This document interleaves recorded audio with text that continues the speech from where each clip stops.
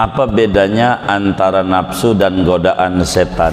Nafsu ini adalah tempat di mana setan bisa memberikan bisikan. Di dalam diri kita ini ada dua yang berlawanan di dalam diri kita.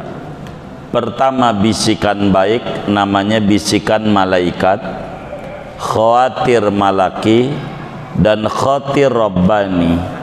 Bisikan malaikat, bisikan Tuhan, itu akan jatuh kepada akal yang nembus ke dalam hati. Sedangkan yang kedua ada bisikan jahat, pengennya malas, pengennya makan, pengennya main, pengennya nyantai-nyantai dalam hidup.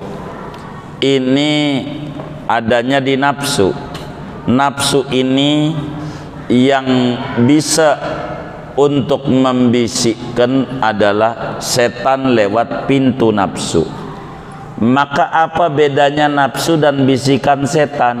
Bisikan setan akan jatuh pada nafsu kita. Maka setan ini adalah musuh, tapi tidak berat. Yang paling berat ketika bisikan setan masuk pada nafsu, karena kelihatannya bagus, sebetulnya enggak bagus. Itulah yang disebut bisikan setan, itulah nafsu. Jadi sehingga ada khawatir, ada lintasan-lintasan hati yang berperang pada jiwa kita.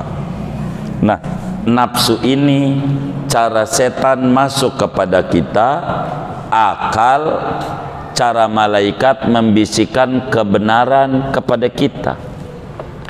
Maka bisikan setan itulah nafsu. Maka disebut nafsu bisikan setan. Maka bisikan setan ini melalui hawa nafsu kita. Walaupun nafsu ini jelek, tapi sesungguhnya dia kendaraan hidup kita, kendaraan kita untuk hidup.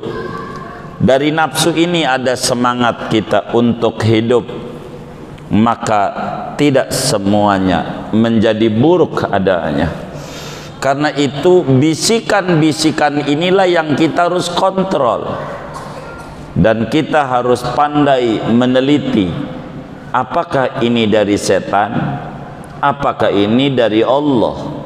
Dan ini nih yang harus kemudian kita pelajari benar-benar, berbicara apa yang masuk pada hati kita, sehingga nafsu dan bisikan setan ini namanya waswasil khannas, melalui pintu nafsu. Karena itu di dalam surat An-Nas, qul a'udzu birabbin nas, malikin nas, ilahin nas, min syarril waswasil khannas. Syarril waswasi perlu 3 senjata: Rabbin nas, malikin nas, ilahin nas.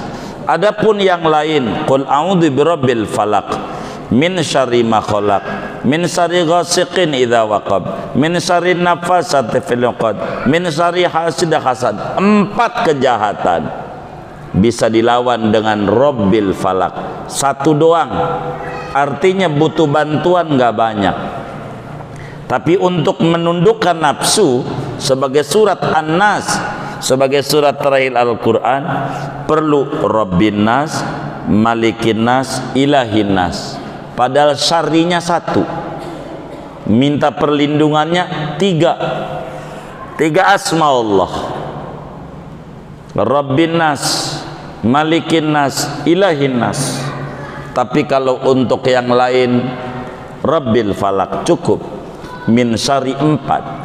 Saking beratnya bisikan setan, bila telah direkam oleh nafsu, akan menjadi orang lupa daratan. Bisa aja jembatan dimakan kalau orang udah kena bisikan setan dan bersarang pada nafsunya. Jembatan dimakan. Itulah yang disebut korupsi. Kurang lebih demikian. Wallah alam.